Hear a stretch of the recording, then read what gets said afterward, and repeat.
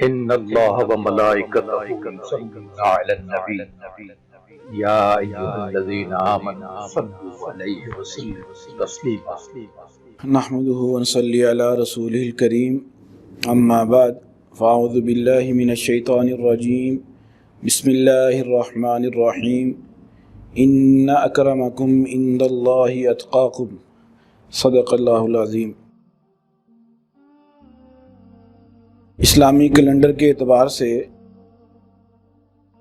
جو پہلا مہینہ بنتا ہے وہ محرم کا بنتا ہے۔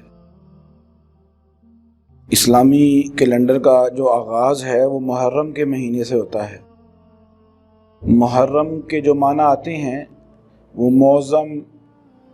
اور مکرم محترم کے آتے ہیں۔ اس لیے ایک حدیث مبارکہ میں آتا ہے کہ اللہ کے نبی نے ارشاد فرمایا کہ رمضان کے مہینوں کے بعد سب سے زیادہ فضیلت والے روزے وہ اللہ کے مہینے محرم میں جو رکھے جاتے ہیں وہ ہیں۔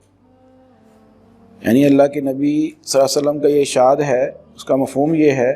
کہ رمضان کے روزوں کے بعد سب سے زیادہ جن روزوں کی فضیلت ہے وہ محرم کے مہینے میں جو روزے رکھے جاتے ہیں ان کی فضیلت سب سے زیادہ ہے۔ ہاں، ان میں بھی جو نویں کا روزہ ہے یا 10ویں کا روزہ ہے یا 11ویں کا روزہ ہے تو سب سے زیادہ فضیلت کی چیز تو یہی ہے کہ تینوں دن روزے رکھ لیے جائیں۔ اس کے بعد یہ ہے کہ 9ویں یا 10ویں یا 10ویں یا 11ویں کا روزہ رکھ لیا جائے، اور آخری درجہ یہ ہے کہ کم از کم ہم 10ویں محرم کا روزہ رکھ لیں۔ تو انشاءاللہ یہ فضیلت سے خالی نہیں ہے۔ آپ الفاظ پر غور فرمائیں کہ اللہ کے نبی صلی اللہ علیہ وسلم نے ارشاد فرمایا کہ یہ اللہ کا مہینہ ہے۔ سبحان اللہ۔ تو مہینے تو سارے اللہ کے ہیں، باقی مہینے بھی اللہ نے ہی پیدا کیے ہیں، سارے دن اللہ کے بنائے ہوئے ہیں، ساری مخلوقات اللہ کی بنائی ہوئی ہیں، لیکن بعض چیزوں پر فضیلت دینے کے لیے تو اس طرح نسبت کی جاتی ہے، جس طرح ناقۃ اللہ کہا گیا تو اللہ کی اونٹنی، تو حالانکہ ساری اونٹنیاں سارے جانور اللہ کے ہیں، تو بعض چیزوں کو فضیلت دینے کے لیے اس طرح کی نسبت دی جاتی ہے۔ تو یہاں پر اللہ کا مہینہ کہا گیا، تو اس سے یہ بات سمجھ آئی کہ یہ مہینہ بہت بابرکت مہینہ ہے۔ اس مہینے کو ہم یا نحوست والا مہینہ سمجھیں یا ماتم والا مہینہ سمجھیں، یہ مناسب نہیں ہے۔ یہ بڑا احترام والا مہینہ ہے، بڑا محترم مہینہ ہے۔ اس کی اللہ کے ہاں شروع سے ہی جو ہے بڑی اللہ کے ہاں اس کی فضیلت و اس کا اکرام ہے۔ اب یہاں یہ بات بھی ذہن میں ہم نے رکھنی ہے کہ اب ہمارا گزشتہ سال ختم ہو رہا ہے، گزشتہ سال ختم ہو رہا ہے۔ تو جو گزشتہ سال ہمارا گزر گیا ہے تو ہمیں کرنا اب یہ چاہیے کہ اس پر اللہ سے توبہ کریں کہ یا اللہ جو اس میں گناہ ہو گئے ہیں، کمی کوتاہیاں ہو گئی ہیں، یا اللہ آپ ان کو معاف فرما دیں، اور جو آئندہ سال آنے والا ہے اس کے لیے عزم کرنا ہے، ارادہ کرنا ہے کہ یا اللہ جو پچھلے سال کمی کوتاہیاں ہو گئی ہیں اس سال ہم انشاءاللہ کوشش کریں گے کہ وہ کوتاہیاں، وہ گناہ ہم دوبارہ نہ دہرائیں۔ جس طرح ہم دنیا میں دیکھتے ہیں جو بڑی بڑی کمپنیاں ہوتی ہیں تو سال کے آخر میں یا سال کے شروع میں ان کی میٹنگز ہوتی ہیں آپس میں، وہ پھر اپنے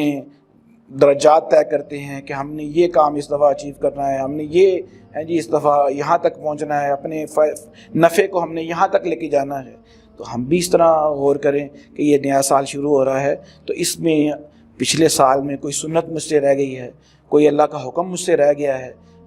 مجھ پر زکوٰۃ فرض تھی، میں پوری زکوٰۃ نہیں دے سکا، مجھ پہ روزے فرض تھے، ان میں کوئی کمی کوتاہی رہ گئی ہے، نمازیں ہم پر 5 فرض ہیں ان میں کوئی کوتاہی ہو رہی ہے، تو اگلے سال سے ہم پکا ارادہ کر لیں کہ انشاءاللہ ہم ان کمی کوتاہیوں کو دور کریں گے۔ تو یہ محرم کا مہینہ یہ ابتدائی مہینہ ہے۔ اب یہ سوچنا یہ ہے کہ یہ جو سال اسلامی کیلنڈر کا یہ جاری ہوا، یہ کب سے جاری ہوا ہے؟ حضرت عمر رضی اللہ تعالیٰ عنہ کے دور تک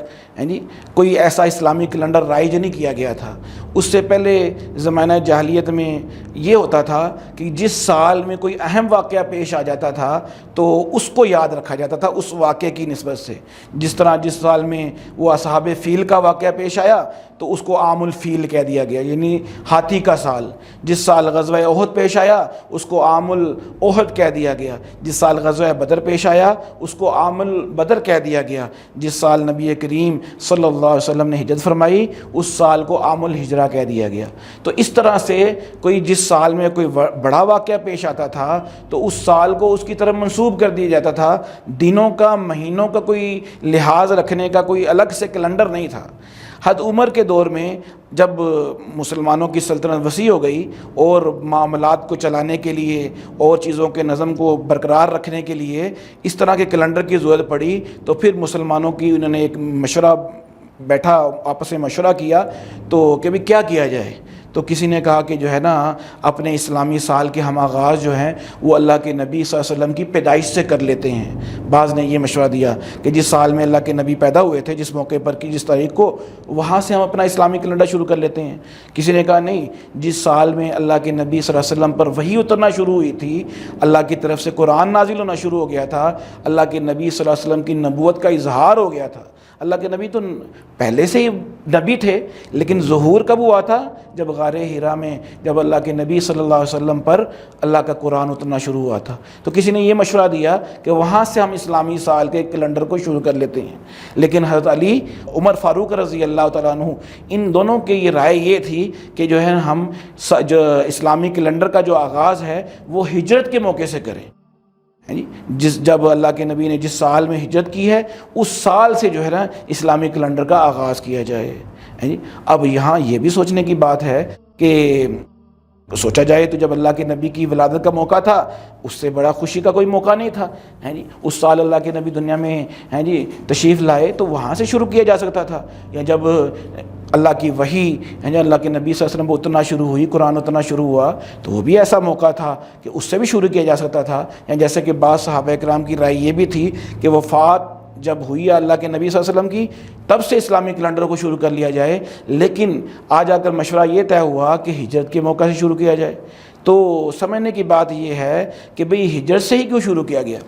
تو یہاں ہم یہ غور کریں کہ یہ کیونکہ ہجرت جو ہے یہ کوئی چھوٹی بات نہیں ہے، اس کی وجہ سے اللہ تعالیٰ نے دین کی بہاریں پوری دنیا میں جو ہے اللہ نے چلا دی، دین کی ہوائیں پوری دنیا میں اللہ نے چلا دی۔ اس سے پہلے 13 سال اللہ کے نبی صلی اللہ علیہ وسلم نے، صحابہ کرام نے مکہ مکرمہ میں جو ہے زندگی گزاری تھی، لیکن وہاں حالات سخت تھے، وہاں اسلام اتنا ترقی نہیں کر سکا جو ہجرت کرنے کے بعد، اللہ کے نبی کے قربانی کرنے کے بعد، صحابہ کرام کی قربانیاں کرنے کے بعد، اپنا گھر چھوڑنے کی وجہ سے سب کچھ جو قربانی انہوں نے کی، پھر اس کا صلہ ان کو یہ ملا کہ وہاں سے پوری دنیا میں اسلام پھیل گیا۔ تو اس لیے یہ ایک بہت اہم موقع تھا، تو اس لیے اس موقع کی مناسبت سے اسلامی سال کو ہجرت کے ساتھ منسوب کیا گیا، اسی لیے ہم اسلامی سال کو قمری سال کہتے ہیں یا ہجری سال کہتے ہیں۔ اب یہاں پہ پھر یہ بات بھی سوچنے کی ہے کہ محرم کے مہینے سے ہی آغاز کیوں ہوا، دوسرے کسی مہینے سے آغاز کیوں نہیں کیا گیا؟ تو یہ رائے جو تھی حضرت عثمان کی تھی۔ حضرت عثمان نے یہ فرمایا تھا کہ بھی ہم محرم کے مہینے سے اپنے اسلامی سال کے کیلنڈر کو شروع کریں۔ انہوں نے کہا کیونکہ ہم مسلمان جو ہیں وہ ذی الحجہ کے مہینے میں حج سے فارغ ہوتے ہیں، تو حاجیوں کے بارے میں کیا کہا گیا کہ جس کا حج اللہ کے ہاں مقبول ہو جاتا ہے تو وہ ایسا ہوتا ہے جیسے آج ہی پیدا ہوا ہے، تو اس کی جو دینی زندگی ہے اس کا ایک نیا سرے سے آغاز ہو رہا ہوتا ہے۔ تو اس لیے فرمایا کہ ذی الحجہ کے بعد اگلا جو مہینہ آ رہا ہے اس کو محرم کو جو ہے اس سے اسلامی کیلنڈر کا آغاز کیا جائے۔ تو یہ محرم کی تاریخ ہے۔ باقی یہ مہینہ بڑا مکرم مہینہ ہے، بڑا برکت والا مہینہ ہے، اس میں اپنی عبادتوں کو زیادہ کیا جائے، اپنی عبادتوں کو بڑھایا جائے۔ میں نے پہلے بھی عرض کیا تھا یہ اللہ کا مہینہ ہے، نبی کریم صلی اللہ علیہ وسلم نے ارشاد فرمایا یہ اللہ کا مہینہ ہے۔